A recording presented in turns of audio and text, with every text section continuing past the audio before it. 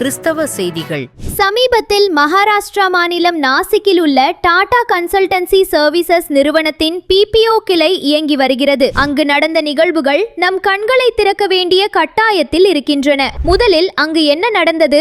நாசிக்கில் உள்ள அந்த பெரிய ஐடி நிறுவனத்தில் சுமார் 4 ஆண்டுகளாக ஒரு கொடுமையான சம்பவம் மறைமுகமாக நடந்து வந்துள்ளது. அங்கு பணிபுரிந்த பெண்கள் மற்றும் ஒரு ஆண் ஊழியர் அங்குள்ள சில அதிகாரிகளால் திட்டமிட்டு பாதிக்கப்பட்டுள்ளனர். அந்த நிறுவனத்தில் டீம் லீடர் பொறுப்புகளில் இருந்த ஒரு சில ஆண்கள் அங்கு வேலைக்கு சேர்ந்த இளம் பெண்களை தங்கள் அதிகாரத்தை காட்டி பணிய வைத்துள்ளனர். அவர்கள் திருமணம் செய்து கொள்வதாக பொய் வாக்குறுதி கொடுத்து அவர்களை தங்கள் வலையில் விழ வைத்து பாலியல் ரீதியாக துன்புறுத்தியுள்ளனர். மேலும் அந்த பெண்களின் சூழ்நிலைகளை பயன்படுத்தி தங்கள் சுயநலத்திற்கு பயன்படுத்தியுள்ளனர். இதில் வேதனையான விஷயம் என்னவென்றால், அந்த நிறுவனத்தின் HR மேனேஜர் பொறுப்பில் இருந்த ஒரு பெண் அதிகாரியும் இவர்களுக்கு உடந்தையாக இருந்துள்ளார். பாதிக்கப்பட்ட பெண்கள் பலமுறை புகார் அளித்த போது அதை கண்டுகொள்ளாமல் மறைத்ததோடு அந்த பெண்களை மேலும் அச்சுறுத்தியுள்ளார். இது ஒரு தனிப்பட்ட குற்றமாக மட்டுமல்லாமல் ஒரு சில மதவெறி கொண்ட நபர்களால் திட்டமிட்டு நடத்தப்பட்ட மதமாற்ற சூழ்ச்சியாகவும் பார்க்கப்படுகிறது.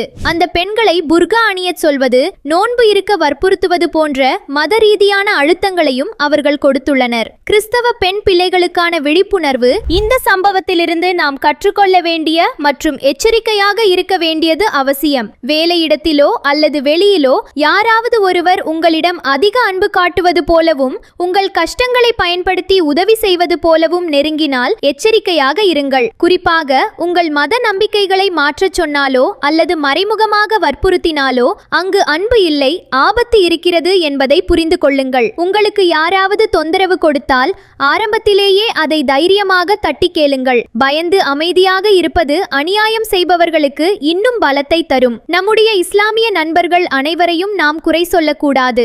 ஆனால் ஒரு சில தனிநபர்கள் தங்கள் மத கொள்கைகளை திணிக்கவும் பிற மத பெண்களை குறிவைத்து ஏமாற்றவும் முயல்கிறார்கள். இத்தகைய மதவெறி கொண்ட நபர்களிடமிருந்து நாம் நம்மை பாதுகாத்துக் கொள்ள வேண்டும். நம்முடைய கிறிஸ்தவ விசுவாசத்தில் உறுதியாக இருக்க வேண்டும். உங்களுக்கு ஏதேனும் ஒரு பிரச்சனை அல்லது ஒரு நபர் மீது சந்தேகம் ஏற்பட்டால் அதை உடனடியாக உங்கள் பெற்றோரிடமோ அல்லது சபையின் போதகரிடமோ பகிருங்கள். எதையும் மறைப்பது உங்களுக்கு பெரிய ஆபத்தாக முடியும். நாசிக் சம்பவத்தில் ஒரு பெண் தைரியமாக புகார் அளித்ததால்தான் இன்று அத்தனை குற்றவாளிகளும் பிடிபட்டுள்ளனர். பிரியமானவர்களே, காலங்கள் பொல்லாதவைகளாய் இருக்கின்றன.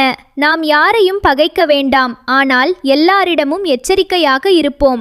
வேதம் நமக்கு சொல்கிறது, சர்ப்பங்களைப் போல வினாவுள்ளவர்களாயும் புறாக்களைப் போல கபடற்றவர்களுமாய் இருங்கள். தீமையான காரியங்கள் வெளிச்சத்திற்கு வரும்போது நாம் அதிலிருந்து பாடம் கற்றுக்கொண்டு நம்மை பாதுகாத்து கொள்ள வேண்டும். கர்த்தர் உங்களை பாதுகாப்பாராக.